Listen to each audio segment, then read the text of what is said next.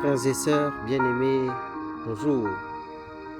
Paix et joie à vous, en notre Seigneur Jésus-Christ, qui nous aime tant et qui est mort depuis hier pour nous sauver avec sa résurrection, tant soit peu, dans la soirée de ce samedi, à travers la belle et joviale célébration de la Vigile pascale. Bien-aimés dans le Seigneur, frères et sœurs, que la paix soit avec vous. La nouvelle est très bonne, mais alors très très bonne, car le Christ est vraiment ressuscité. Exultant de joie. Alléluia. Cela dit, en ce jour de Pâques, les textes sacrés sur lesquels nous sommes invités à méditer nous exposent le rôle que jouent les disciples du Christ Jésus. Il montre aussi que la mission évangélisatrice concerne toutes les couches de la société, des plus faibles et méprisés aux jeunes, forts et valides. Nous pouvons donc en tirer des enseignements nécessaires pour mieux assurer notre mission évangélisatrice dans le monde d'aujourd'hui. À partir de l'évangile de Jean, nous voyons comment les premiers témoins de la résurrection du Christ sont des femmes, connues pour être les plus faibles et méprisées de l'ordre social de l'époque, et de nos jours, rien n'a changé. Voici comment l'évangile s'articule autour de 3 catégories de personnes. Les femmes, en l'occurrence Marie-Madeleine et compagnie, elles sont les premières témoins de la résurrection de Jésus. Étant les premières à rencontrer le ressuscité, leur rôle est essentiel et décisif dans la proclamation de la bonne nouvelle. En effet, Marie-Madeleine et ses compagnons, courageuses et fidèles, sont choisis par le Seigneur pour annoncer la bonne nouvelle de la résurrection. Leur foi, leur détermination et leur amour pour Jésus les rendent dignes de cette mission importante, sachant qu'elles ont la bonne réputation d'être des amplificateurs biologiques et humains dans la diffusion et la communication de l'information. On dit des femmes péjorativement qu'elles bavardent assez et suffisamment beaucoup, et il faut bien compter sur elles lorsqu'il s'agit de la diffamation et des commérages. Aux côtés des femmes, aux premières heures de la résurrection, n'oublions pas non plus la présence de Saint Pierre et de Saint Jean, lesquels, à l'écoute de la bonne nouvelle, n'ont pas pu résister, mais ont réagi en toute spontanéité. Pierre, l'homme âgé, et Jean, qui représente la jeunesse, les jeunes, le disciple que Jésus aimait, sont également des témoins de la résurrection, chacun à sa manière, dans son âge et son mental. Pierre, malgré ses faiblesses et ses erreurs passées, va devenir un pilier de l'Église naissante. Frères et sœurs, à l'instar de Pierre, les personnes âgées, épuisées, escamotées par les péripéties de la vie, restent tout de même des personnes chargées d'expériences, de belles expériences riches et denses, forgées par ces mêmes difficultés de la vie et mûries surtout sur le temps, avec la patience et la persévérance comme ingrédients. Jean, quant à lui, apporte sa jeunesse, sa vitalité, sa subtilité, son agilité et son zèle au service de la parole de Dieu. Avec réserve, délicatesse, minutieusement, il sait accorder la place à l'aîné, à l'ancien, quand il le faut, comme il le faut. Non pas par fausse humilité ou par déformation traditionnelle ou culturelle, non, probablement parce qu'il savait qu'il pouvait faire confiance à la sagesse du vieil homme Pierre, qu'il a connu depuis toujours, comme pécheur avant et plus tard comme compagnon et pionnier de l'évangélisation. Les jeunes, selon leurs conditions de vie, tumultueuses pour certains ou prospères pour d'autres, sont aussi disciples bien-aimés du Christ, lequel est pour eux un exemple de foi et de courage. Le dynamisme du Christ, qui dans son rayonnement a transfiguré la personne de Jean, lui avait dopé d'une vitalité à courir plus vite que Pierre, son ancien, empressé à la rencontre de la source de vie, afin de se mettre au service de la proclamation de la résurrection. En agissant ainsi, les trois figures que nous venons de vous présenter dans l'Évangile sont devenues chacun dans sa situation existentielle un témoin du ressuscité.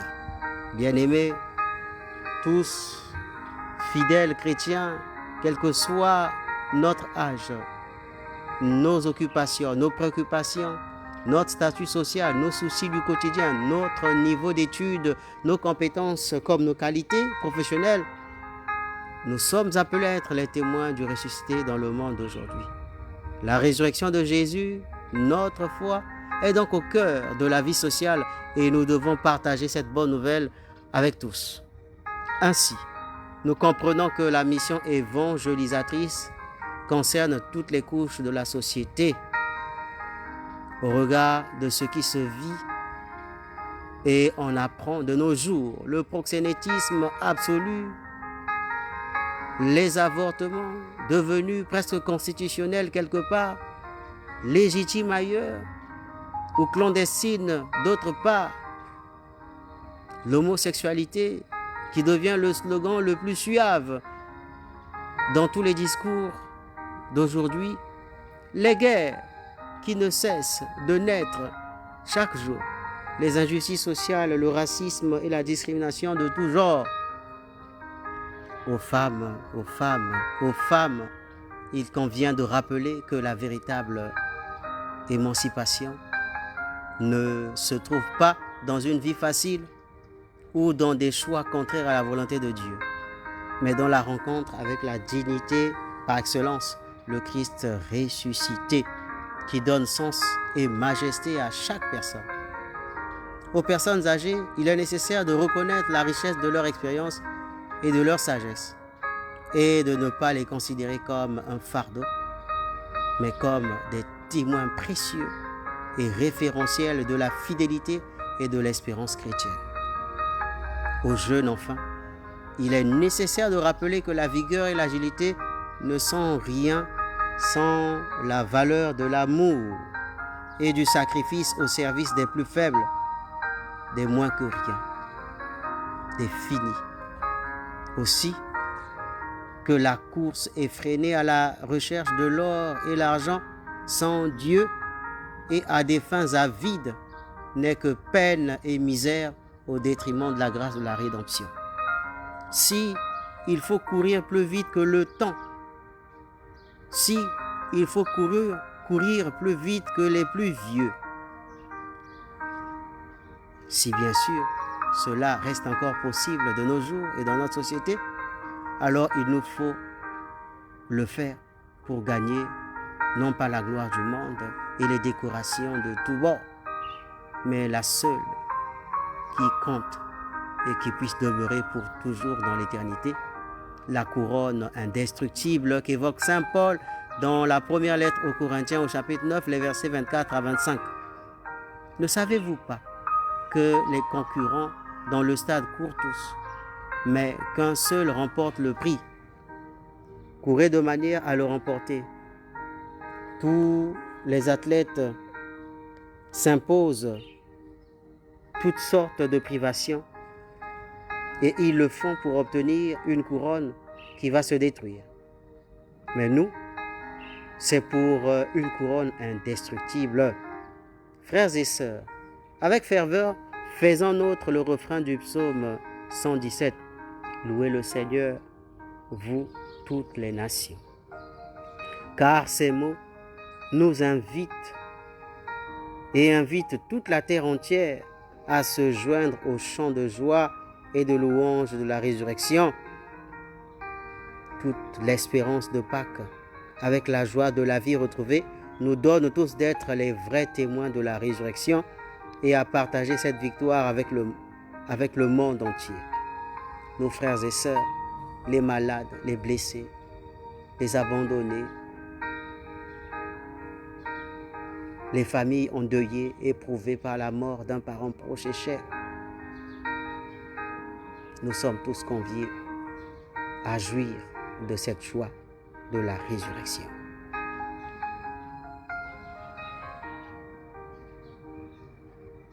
En tant que fidèles chrétiens, nous sommes tous appelés à être les témoins du ressuscité dans le monde aujourd'hui, en suivant l'exemple des femmes courageuses, des personnes âgées fidèles et des jeunes zélés pour le Christ.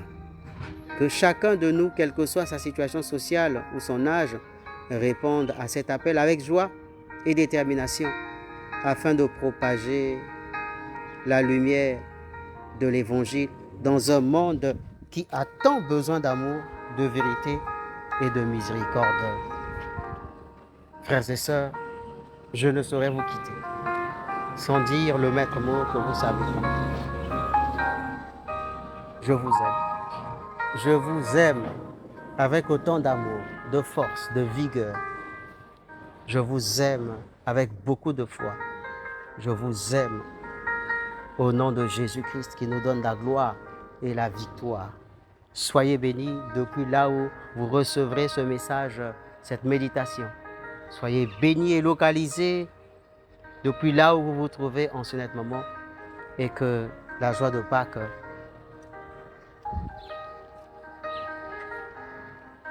soit parfaite pour tous et chacun. Amen.